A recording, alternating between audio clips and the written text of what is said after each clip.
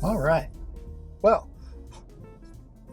today is my what? Today is my 55th birthday. I know. I don't look it. But you know what? Hopefully it's going to be a fantastic day. I am looking forward to all that is implied. You know, when people say the previous year was crazy for them, no matter what it is, good or bad, doesn't really matter. That pales in comparison to what my upcoming year is going to be like.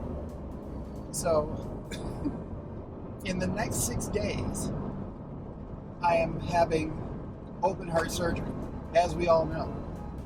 So, yeah, I'm looking for some excitement. I've had a very exciting year so far, but it ain't nothing compared to what's coming up next week. I'm looking at my body, thinking about the scar that I'm going to have for the rest of my life. And it's hard. It's a prideful thing. And I'm like, oh man, my perfect body is going to be ruined. And I'm like, oh man. Well, you know, on the bright side, at least I don't have any chest tattoos. That's a positive. And so I'm thinking about everything that's about to happen. I'm going to be making some phone calls today, trying to get things in order, filling up the gas tank. My sisters are coming in from out of town to, celebrate this journey with me. So I'm just really trying to absorb everything I can from a normal life perspective, because, rare is the person that goes into the hospital voluntarily to get something this major done. Usually it shows up as an emergency situation, and fortunately it's not that for me, but at the same time it makes it harder for me to say, yeah, I'm going to come to your office and let you do this stuff to me. And I'm like, I know it's going to suck for a long time. So I'm okay with the process. I've been watching a ton of videos, and, I can wrap my head around the procedure. But, it's going to be a very stressful time in my house. Not as stressful as I thought, because I just got a new job. Yay! So, I'm going to be working with the Houston Space Academy, basically, where they launch spaceships. And anyway, they're doing training for little kids about everything that's going on in space. And it's going to be grades 1 through 12. So I've got 12 huge decks to do, and the project isn't going to be done until July. Ugh. Glad it stopped raining. So, yeah, what perfect timing. And here's the crazy part, the best part of all. It doesn't start until a week after my surgery, which I am thrilled about. It pays pretty good. It's $50 an hour. And you know what? I am thrilled to have it, especially going into this whole situation and not knowing how the GoFundMe is going to do. I'm hoping for the best. I mean, it's still bringing in money, just not like it had been earlier. And so that's fine, because I've got a new job. And it's not like a permanent job or anything, but it is going to take us through most of the summer, which I'm thrilled with. And so I'm just very happy with that forecast. There was no way I could have anticipated it. I had 2 phone calls come up in one day one from Creative Circle and one from Robert Half. And the Robert Half one did seem pretty good. And it was more urgent than the Houston one. But the Houston one is just the better of the two. So I'm going to call up the Robert Half person and say, hey, as much as I'd love to take that job, I got another one that came in that starts exactly where I need it to, and there's not going to be as much stress on me as the more urgent one, because the urgent one was going to happen this week. And I was like, that's a lot to take in at this moment. I don't want to do that. So this all works out very well, to be quite honest. So I'm thrilled. As far as this upcoming week is concerned, though, I stumbled into the garage yesterday, and I found an old book, an old journal that I had been writing in about our trip and our desire to move to Hawaii. Now, I wrote this in 2004. I wrote this in 2004. Well, 2004 to 2010. And it was very optimistic. But in that book, we had made the decision to move to Hawaii. And a couple months later, I wrote again, and we had made the decision to move to Maui. But this was still like 12 years before we moved. It was not really even feasible when I first wrote it down. But you know what? It's funny how The Secret works. And a lot of people don't know about The Secret, but The Secret is all about bringing the universe to bear on the things that you want in life. And we really wanted Hawaii. And because we wanted to raise our kids in the best possible environment that we could, and Hawaii seemed like the win. And so I'm reading this book from 2004 to 2010, and it just seems impossible. It really does. And we lost our house from the work that we lost the house from what I wrote. Our cars were not working right. We were just in real financial hardship. And, you know, it didn't seem plausible that we were going to get there. And then 12 years later, we had arrows, and we made the decision, you know what, now's the time to go. And we went. We went to Hawaii, and we stayed there for 8 years. And it was fantastic, aside from all the hard work and difficulty of, you know, keeping money coming in while working remotely for the entire time. Fortunately, the kids started working, and that was fantastic. That helped us out a lot. But you know what? By the time we left, we had come to the conclusion that it wasn't sustainable for us to live there without renting for the rest of our lives. And the fires in Lahaina kind of forced us to come back. And we were like, you know, we don't want to. And the trip back was freaking harrowing. I won't even go into that right now. But the fact that we made it back to Arizona, of all places, I would have preferred, in hindsight, that we had gone back to California. That would have been ideal. But maybe a little bit more difficult to get a house to live in. Work would have been easy. I could have found a job lickety-split in California. But it seemed like Arizona was the right move at the time, just from the urgency that we were in. And so, you know, it worked out. But I had been thinking so much about Hawaii lately. Like, I desperately want to go back. And my lovely esposa was talking to me about Michigan. And I'm like, I'll do Michigan, but I really don't want to do Michigan. After living in Hawaii and going back to Michigan, that's a real hardship. I can't deny that. Michigan's nice. It ain't Maui nice. So I'm keeping my options open. I personally have put The Secret out so that we can go back to Hawaii. It doesn't necessarily have to be Maui.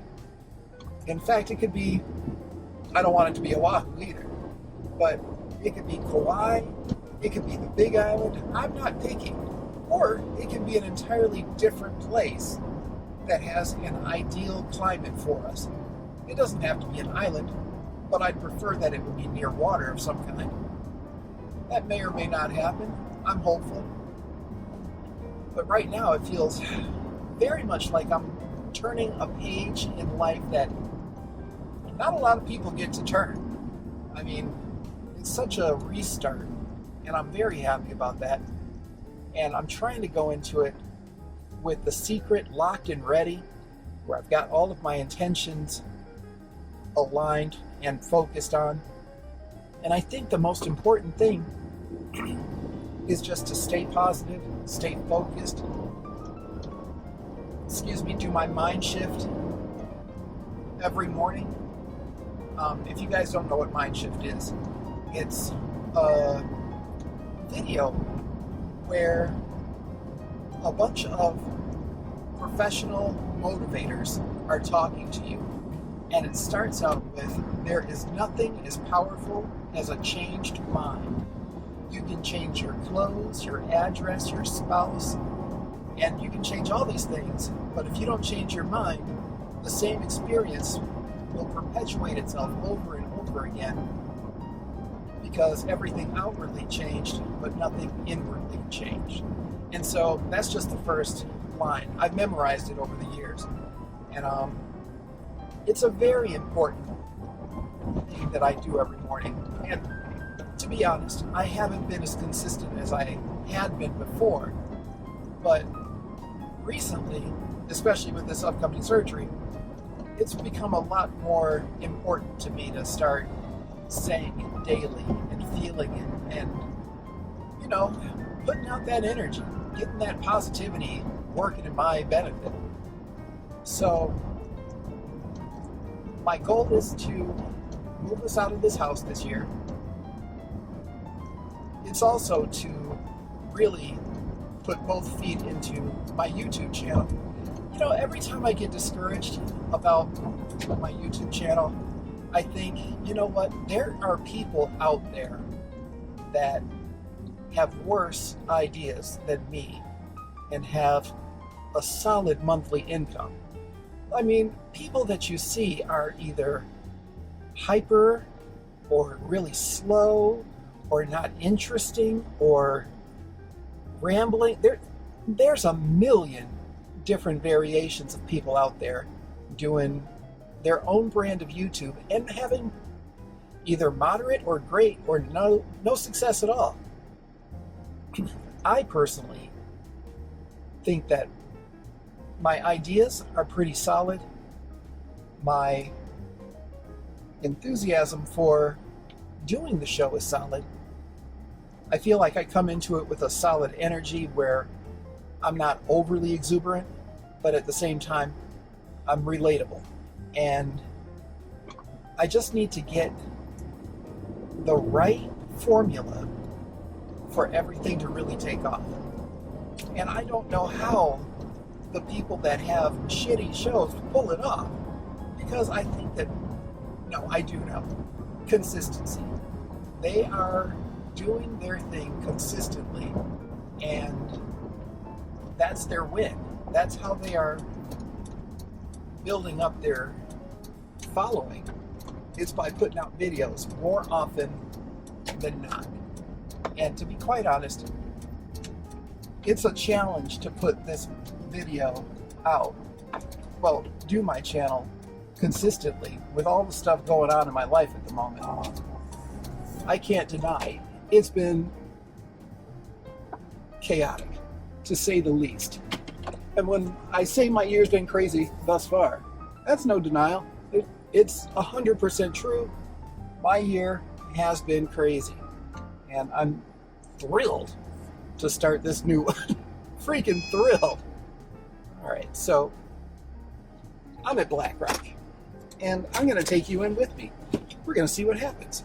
I don't think it'll be a problem, but I am curious to see how it all goes. Hold on this and that. Right here, that. So I'm at Black Rock Coffee right now, Maybe you've heard of it, maybe not. It's the Arizona equivalent of Tim Hortons. It's better than Starbucks. Not necessarily more reasonably priced. It's not. But the coffee is fantastic.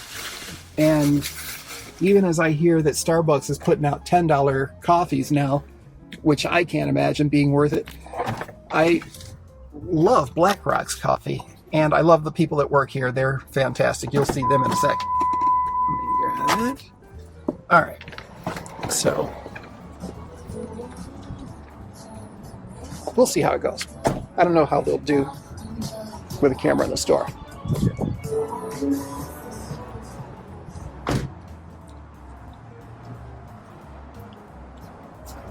So, after you. Oh, thank you. Of course.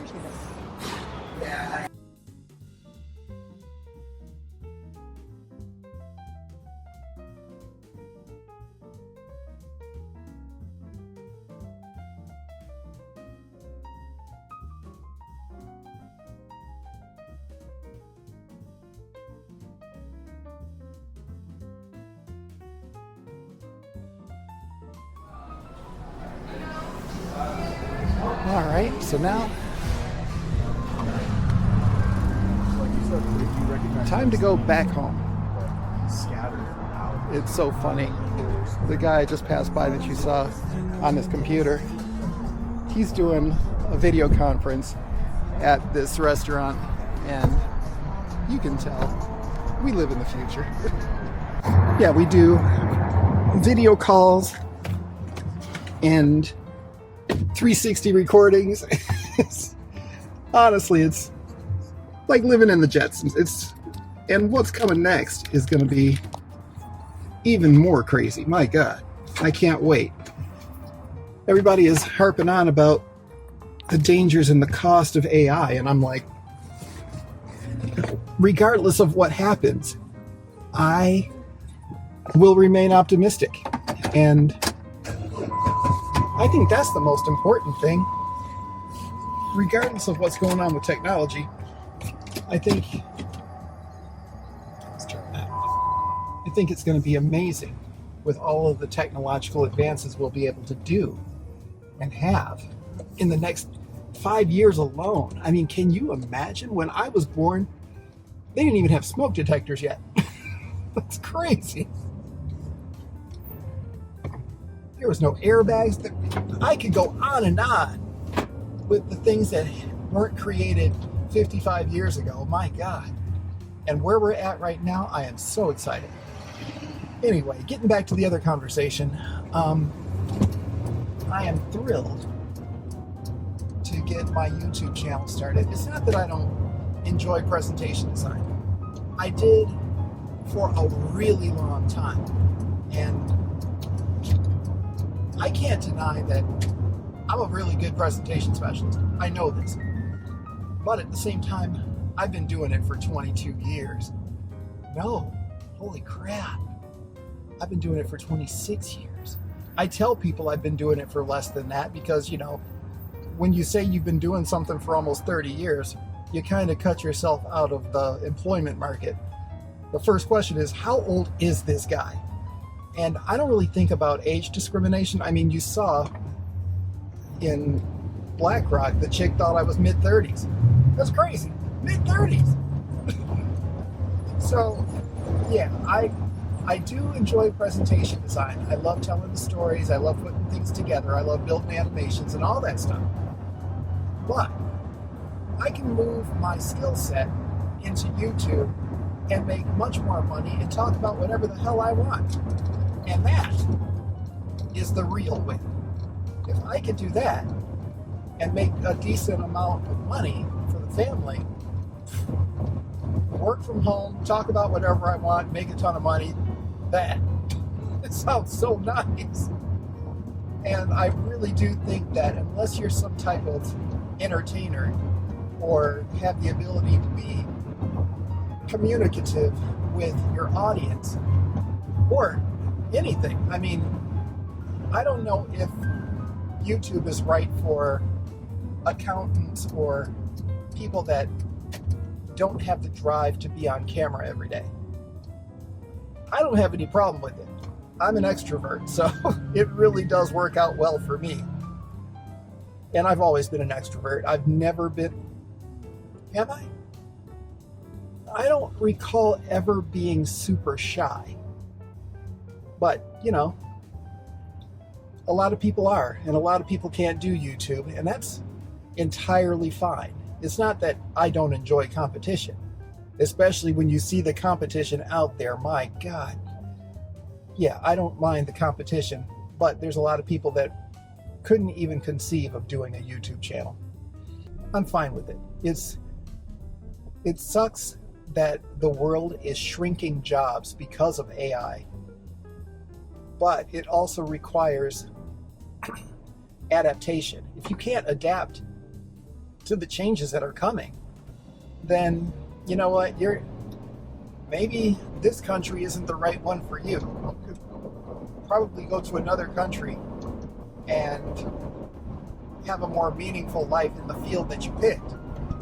But I don't know about it being I don't know how long our employment market is going to function. It's louder than I thought it was going to be. So yeah, it's cool outside.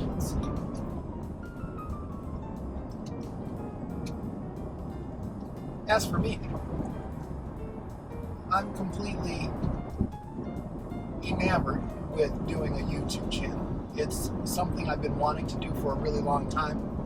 I've done multiple versions of it, just trying to get it right, trying to get all of my routine down, because I know it's about consistency and creativity and being relatable. And a lot of people have that. I don't doubt that I have it. It's just that I haven't figured out how to crack the code of going viral. And it doesn't necessarily have to be a boom viral situation. It can be a gradual virality that I'm fine with, just so long as I can make enough money to buy a house and a big patch of land so that I can have something for the kids and esposa and myself. I mean, I don't know how much of a good farmer I'd be, but I do have a green thumb, but I don't know if I want to do it professionally. I'm growing some solid tomatoes and peppers right now, but I don't know if I can handle acres and acres of land to toil with. That seems like a lot. But it doesn't seem nearly as hard as the struggles we've been through over the last 10 years. The last 10 have been a real challenge, a real roller coaster of emotions and finances, and, you know, there's a lot. It's been a lot. And I'm looking forward to slowing things down a bit, getting into my niche, and doing the things that I really enjoy, that fulfill me and help put food on the table and help the kids find their mates and everything and get us some grandkids. I want the whole package. I just don't see it being perpetually feasible with presentation design. I think we are rapidly running out of time on that. My only avenue of salvation for presentation design is doing it high-end bespoke for companies that don't want an AI solution. They want a human to do it. And you may not know this, but I also have the URL forhumansbyhumans.com. And it hasn't done anything yet. It's still just a placeholder page. But I am working on either setting up the YouTube channel to focus on different categories of people helping others and interacting with other humans, or it's going to be more of a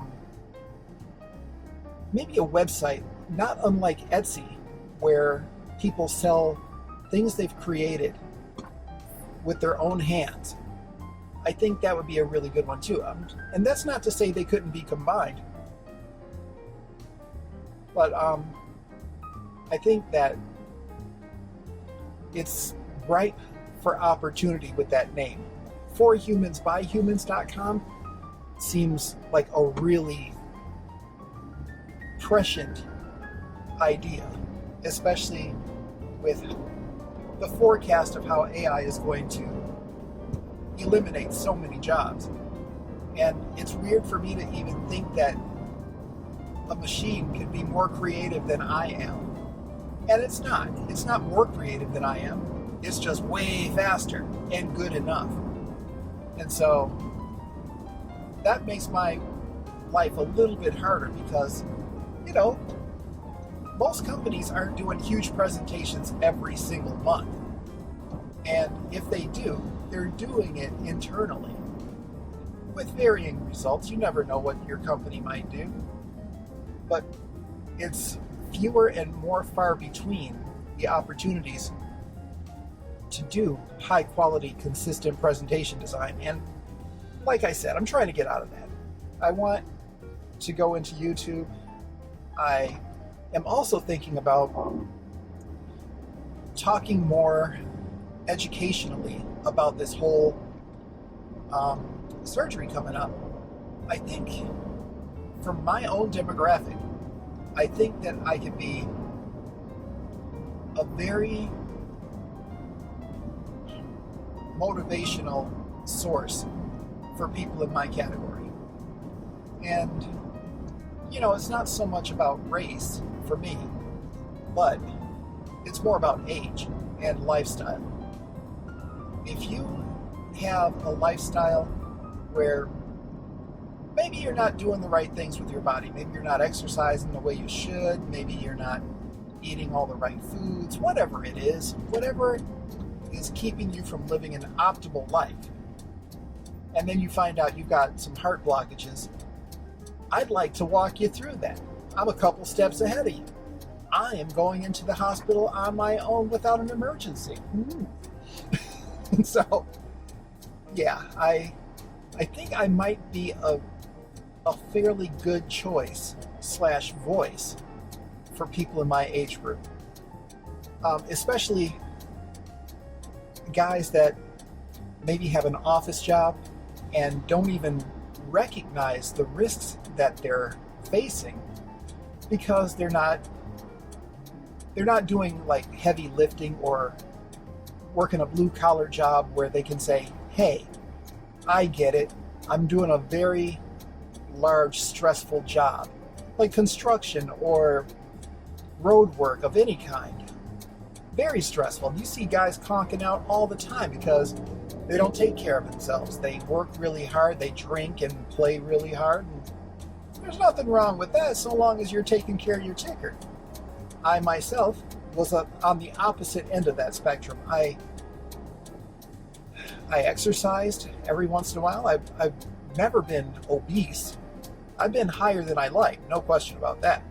But I've never been obese. I've been 205 pounds, maybe 210, and I didn't care for that. I felt very, my ideal weight is probably somewhere close to 180, if I can pull that off.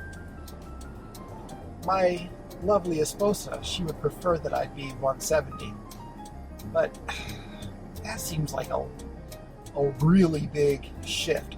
It can certainly be done. It's just a matter of not eating. But as far as me being a guide for other guys in my age group, I think I can speak coherently about that and say, here's what I've been told, here's what I'm going to do next, here's what that process is like, and here's the process of my recovery afterwards. I think I can put that into a very solid series of videos and say, okay, this is me going to the hospital, this is me coming out. I'm really trying to get my doctor to let me film with my 360 camera the whole procedure. Now, battery notwithstanding, I don't think that I'll be able to record for the whole procedure unless I add a secondary battery to it, which I am willing to do. But it could be between 4 and 6 hours, and I don't know if, even with an extra battery, if it'll last that long. I'll try it out. I've got some time. Not a lot, but I've got some time. And if I can get my surgery recorded, boy, oh boy. I mean, first, I'm never probably going to ever see my heart again. It's a rare treat to see the inner workings of inside your body. I mean, wow. And I'm the kind of guy that wants to record that kind of thing. It does not dissuade me to see blood at all. I can watch a fountain of blood as far as I'm concerned. Obviously, context really matters. If it's a puppy or a kid, then I'm like, oh man, shit. But generally speaking, I'm completely fine with seeing blood and surgeries and things like that. I've been under the knife enough that I can say, yeah, that's what happens. And so I think that I'll be a charismatic YouTube host. I think that I'm funny. I think that I'm honest. I think that hopefully the people I'm talking to will say, I'm so glad he did that. I'm so glad I got to see the process. And hopefully I take some of the stress out of this very common procedure. Yes, it's a horribly painful procedure, true enough. But apparently, me choosing open heart versus having a stent is the difference between me living 5 years and another 30. Now, 30 will put me at 80. 5. That's crazy. If I can make it to 85, that'd be fantastic. And I don't know what I would do in those last 5 years. Boy, oh boy, I'm looking forward to seeing how it's going to be. Hopefully I'll stay sharp. One never knows. But I am anxious. I'm not anxious to get to 85 years old. Hang on, let's rewind that. I am anxious to help others with the video and maybe not hold their hand, excuse me, but certainly give them a sense of, okay, this is manageable. This is something that it's a 3-month cut out of your life. And by the time those 3 months are over, it's only 90 days. It's the length of a decent warranty. And if after 90 days, I'm completely recuperated, running a marathon, whatever it is, I doubt that. But I do enjoy my treadmill a great deal. I love getting on it and walking. I am no marathoner. Let's put it that way. I can't run for great distances at this moment. But I think that's mainly because I'm just not conditioned for it. It's not that I couldn't do it, but it's not as safe as it could be right now. Once I have this procedure done and they open up my valves, then yeah, I could theoretically do it with some conditioning. I used to have shin splints, but that's another story. I feel like I can really contribute to the heart health story. And yeah, that's what I want. I want to utilize the different facets of my life to communicate to others. This is not a death sentence. I mean, sure, I could die. I mean, there's a small chance of it. But odds are, they're going to put me to sleep, and I'll wake up 6 hours later and be completely torn apart. I mean, I'm not looking forward to that at all. Not one little bit.